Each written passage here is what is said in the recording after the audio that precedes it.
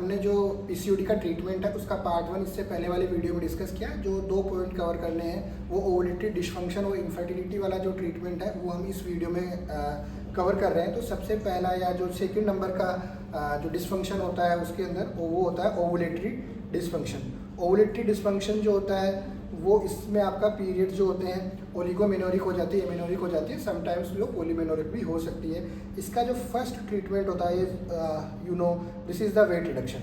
आपको weight reduction जो होता है हाइपर एंड्रोजिनम इनफर्टिलिटी और ovulatory dysfunction all symptoms of the PCOD that can be taken by the weight reduction. तो weight reduction आपको करना ही करना इन ओवरवेट पेशेंट और obese patient of the PCOD. Now number 2 जो ट्रीटमेंट हमारे पास में आता है वो होता है oral contraceptive pills.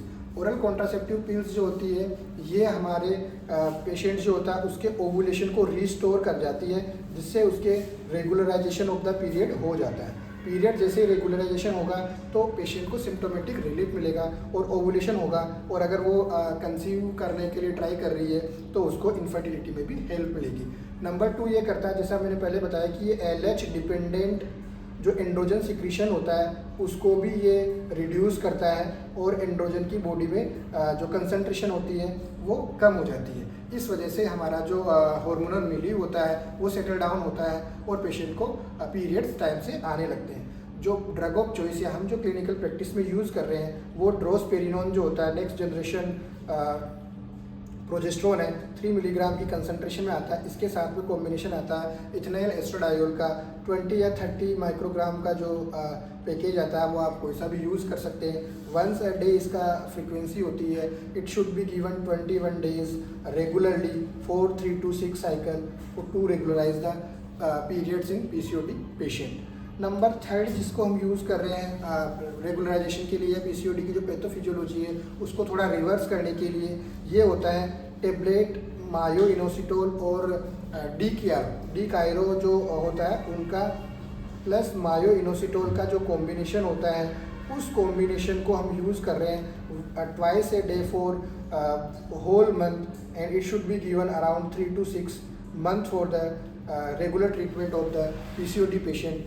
Catch point ये ध्यान है कि जब भी आप माइनोसिटोल या डी कायरो का जो कॉम्बिनेशन यूज़ कर रहे हो वो कॉम्बिनेशन 1:40 रेशियो में होना चाहिए। ये वाला जो रेशियो होता है it will help in the regularization of the periods. बाकी अगर कोई दूसरा यूज़ कर रहे हो तो उसका इतना अपने को इफेक्ट नहीं मिलता, 1:40 का ही यूज़ करना है। नंबर 3 जो हमारे पास में इशू आता है वो आता है पेशेंट को इनफर्टिलिटी का। और जो इनफर्टिलिटी के इश्यूज़ होते हैं, इनफर्टिलिटी के इश्यूज़ को it is the very good prognosis, बहुत अच्छा प्रोग्नोसिस होता है जब कभी भी पीसीओडी पेशेंट हमारे पास में आती है और इनफर्टिलिटी इशू बहुत प्रोलॉन्ग टाइम के लिए नहीं है। तो इसका जो हम गुड इंडक्शन प्रोटोकॉल के साथ में अगर हमने इसका इंडक्शन बहुत अच्छे तरीके से किया है तो रिजल्ट के चांसेस जो होते हैं बहुत ही शानदार होते हैं, बहुत ही अच्छे होते हैं। फर्स्ट जो थिंग होती है कि इंडक्शन जो हमें देना है वो हमें किससे देना है। Drug of choice for the induction in the PCOD patient is tablet letrozole. Letrozole जो होती है उसको हमें यूज़ करना है 2.5 mg जो होती है वंस अ डे यूज़ करना है फॉर द 5 days, और it should be started from day 2, 3 और 4 ऑफ द मेंसेस। जब कभी भी आपको पेशेंट आ रही है तो डे 2, 3 या 4 पर आपको इसको स्टार्ट करना है और लगातार इसको 5 दिन के लिए देना है। Do not use clomiphene in the PCOD patient. Clomiphene citrate जो होती है उसको यूज़ नहीं करना है पीसीओडी पेशेंट के लिए, ठीक है।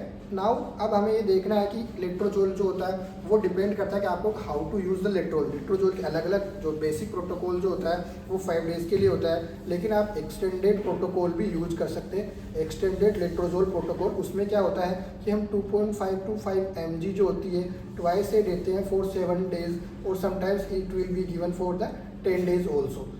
प्लस कभी कभार इसके साथ में हमें इंजेक्शन जो गोनेडोट्रोपिन्स जो होते हैं FSH LH का कॉम्बिनेशन जो होता है उनको भी हम इसके साथ कंबाइन कर सकते हैं। डिपेंड करता है कि पेशेंट का सिनेरियो कैसा है, पेशेंट का AMH लेवल क्या है, पेशेंट की ओबेसिटी कितनी है, या पहले वो कितने साइकिल खा चुकी है, डिपेंड करता है क्लिनिकल सिनेरियो में। बट हाँ, पीसीओडी के पेशेंट में लेट्रोज यूज किया जा सकता है, basic protocol, extended letrozole protocol, gonadotropins, सारे के सारे आप नेचुरल साइकिल के लिए प्लस IUI जब हम कर रहे होते हैं उन दोनों के लिए देना होता है। और अगर आप इनफर्टिलिटी स्पेशलिस्ट हैं तो आपको induction protocol, total low dose या जो भी आपका गोनाडोट्रोपिन का जो यूज है वो आप उसको कर सकते हो। नाउ जो नेक्स्ट है हमारे पास में वो कौन सी ड्रग है जो हेल्प करती है पीसीओडी पेशेंट को इनफर्टिलिटी इशू को रिजोल्व करने के लिए। नंबर 2 एडजुवेंट थेरेपी, जब हम बोलते हैं कि लेट्रोज के साथ में हम एडजुवेंट थेरेपी देते हैं, और 2 एडजुवेंट थेरेपी का जो रोल है वो अच्छा आता है। पहला जो हम इंसुलिन सेंसिटाइजर यूज़ कर रहे होते हैं, मेटफॉर्मिन जो होती है it act as a insulin sensitizer in PCOD patient. तो आपका इंसुलिन रेजिस्टेंस थोड़ा कम होता है, और इंसुलिन रेजिस्टेंस कम होगा तो इनफर्टिलिटी का जो आउटकम होता है या जो प्रोग्नोसिस होता है वो बेटर होता है। मेटफॉर्मिन को हम 500 milligram twice a day use करते हैं, और इसको हम 1 मंथ तक लगातार थ्रू आउट द साइकिल देते, थ्रू आउट द साइकिल हमें इसको देना होता है। सपोज इफ पेशेंट कंसीव, अगर हमारी पेशेंट कंसीव कर गई है तब हमें इसको कब स्टॉप करना, when to stop. So always remember इसको कंटिन्यू करना at least 14 week of period of gestation, 14 week तक आपको इसको कंटिन्यू करना है मेटफॉर्मिन को, because there is no major fetal malformation, there is no evidence of major fetal malformation. कोई भी आपको कंजेनिटल एनोमली होने के कोई भी अभी तक एविडेंस नहीं मिले हैं, तो आपको घबराने की जरूरत नहीं, मेटफॉर्मिन को आपको कंटिन्यू करना है। वाई कंटिन्यू, क्यों कंटिन्यू करना है कि इसके बेनिफिट्स क्या होते हैं। नंबर 1 जो होता है अबॉर्शन रेट जो होता है वो कम हो जाता है, तो आपका अबॉर्शन अगर हो रहा है पीसीओडी के पेशेंट में तो ये हेल्प करती है उसको कम करवाने में।